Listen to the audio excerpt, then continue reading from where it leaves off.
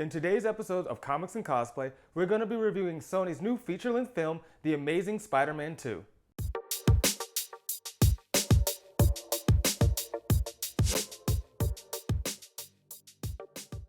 Just to warn you guys, in today's episode, we're going to be discussing a lot of plot points as well as critical events that happen throughout the movie. So if you haven't seen it yet, pause this video and then come back later and watch it once you have. For those of you that have seen the movie, let's get started in our review. So first, let's start off by talking about some of the things I really enjoyed about the movie, including the final battle sequence. Now I know every summer blockbuster movie has one of these massive final set pieces, but I think this film does it a lot better than others. It's really amazing looking, the action is paced really well, it's not too long and it's not too short, plus the visual effects are really stunning and is one of the best moments throughout the entire film. Next, I really like the characterization of Harry Osborn in the film. I thought they did a really great job of showing both sides of his personality and also showing the hint of his darker sides of how he could ultimately become the Green Goblin. And I think they did a much better job here than they did in the previous Spider-Man films. Another thing that I did like about the movie is the death of Gwen Stacy. I was surprised they did it so well. I thought this surely would have been a scene they botched, but they captured the tone and the essence of it really well, and the scene itself is shot incredibly well. I was really shocked at how well they pulled this off. Unfortunately, that sums up my list of everything I really enjoyed about the movie. So let's discuss some of the things I didn't appreciate as much, or I thought they could have done a better job on, starting on with the overarching problem of the story and the plot lines. I think this movie suffers from the same problem that Spider-Man 3 did, that there's too many stories and plot lines going on here, and it's hard to feel that there's a cohesive story that they want to tell, as well as there's various problems with the tone throughout the movie.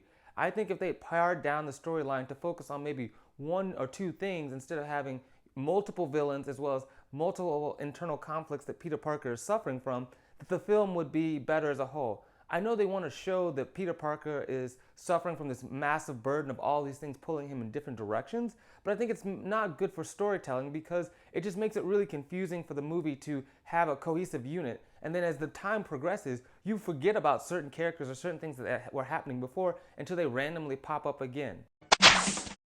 Another major problem I have with the film is they don't key in on the key aspects of what it means to be Peter Parker.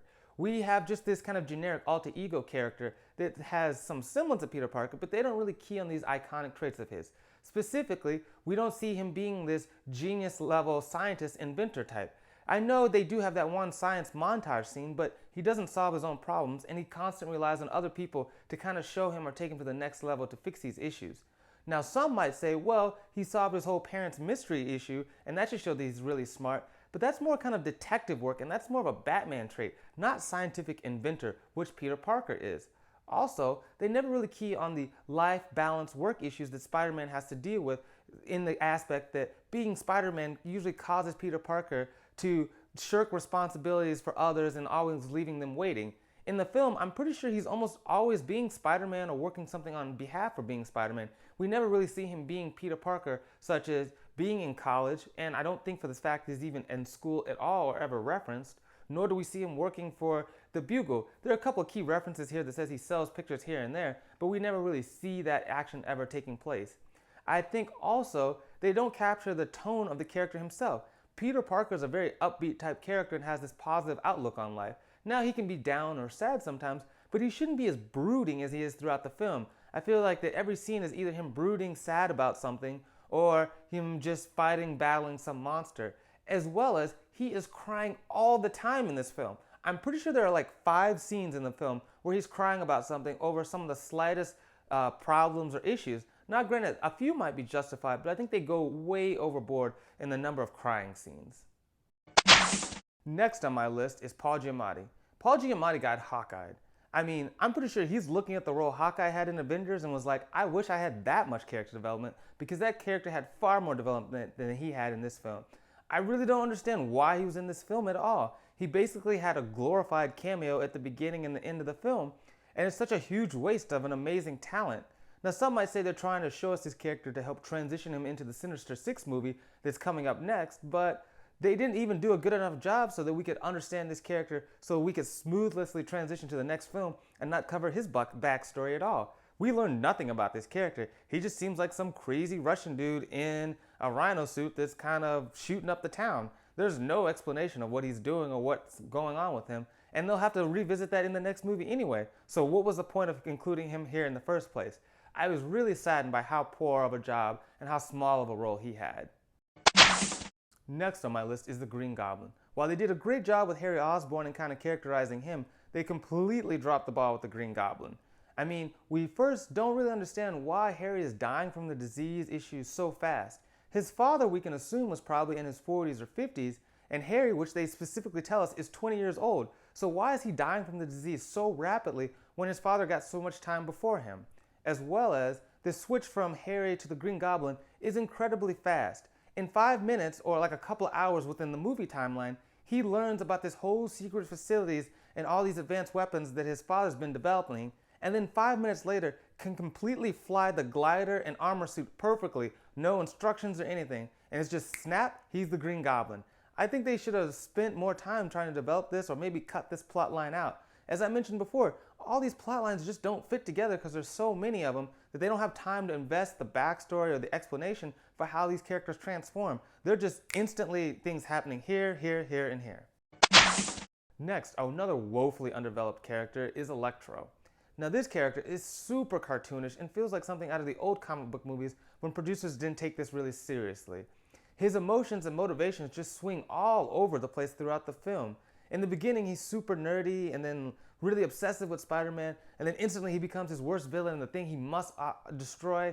And then he also develops this whole ego complex once he becomes Electro, but I don't know why he needs attention now when he lived as the normal nerdy guy that no one paid attention to all these years before and was completely okay with it.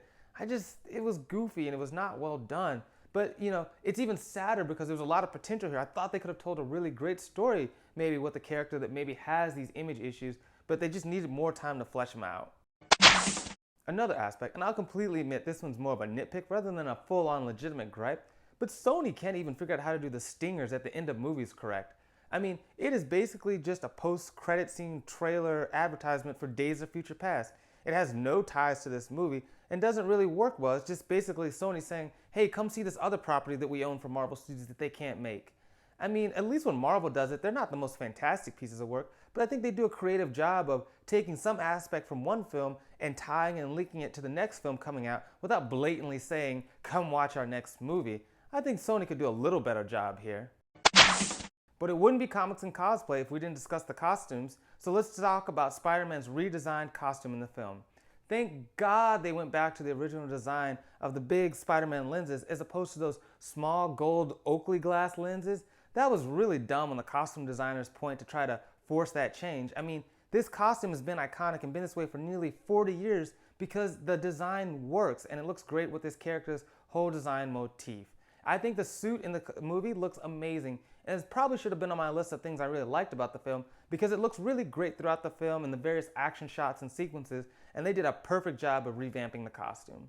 Next up is the Goblin. I didn't love it, but I didn't hate it. I think they did a pretty good job, and I'm okay with the fact that they went with a maskless Green Goblin and went kind of for more of the Goblin-esque facial features.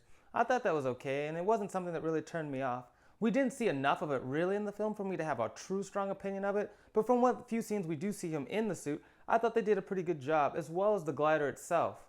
Next for the Rhino, I really like what they did here. I think it's a smart choice to go for this mechanical suit rather than a giant guy in a Rhino costume. I mean, let's admit Spider-Man's villains do tend to be very hokey, and I think this was an intelligent change here. I just wish we had seen more of it. It's only in one scene, and we don't really get to see all its full potential and all the cool things they could have done with this. Hopefully we'll see more in the next film. Finally on the list is Electro. I think they do a fairly decent job with this character, and it kind of averages out to being okay. I mean, visually in the face and his skin, that looks really cool, and I like how it changes colors when his emotions change, but the costumes and the clothes they put on him are not that great. I mean, he looks like a homeless bum for half the movie, and then in the other half, when he's finally fully powered up and ready to do battle, he's just in a generic all-black suit. I don't know who it is at Sony that loves putting, their villains and characters in just all black suits, all black leather. I mean, and even then, it wasn't done as well as it was in Pacific Rim. Those all black suits had a lot more visually interesting things going on them than it was done here in this film. So here are my final thoughts about the movie. I thought it was okay. I mean, I know it sounds like I hated it a lot more than I did, but it just wasn't that great, but it wasn't the worst thing I've ever seen either. I think they had a lot of great starting points, but rather than developing a few of those into making one great movie, they just tried to cram a bunch of them in and just made one meh movie. I think it's worth seeing in the movie theaters at maybe like a matinee, definitely not full price, because some of the visual scenes are really great and those are the best aspects of the movie, so it's worth seeing those in the best environment possible. Otherwise, I guess you could just wait and see it at home if you're not that visually invested in the film.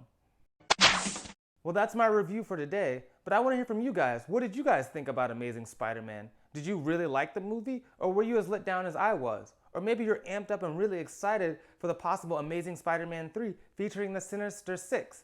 I want to hear from you guys in the comment section down below.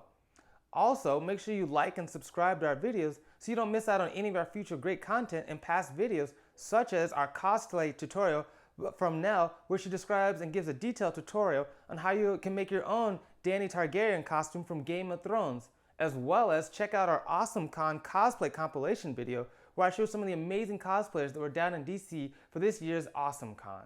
Well, as always, I'm your host Ian from Saturday Morning Cosplay, and I'll see you on the con floor.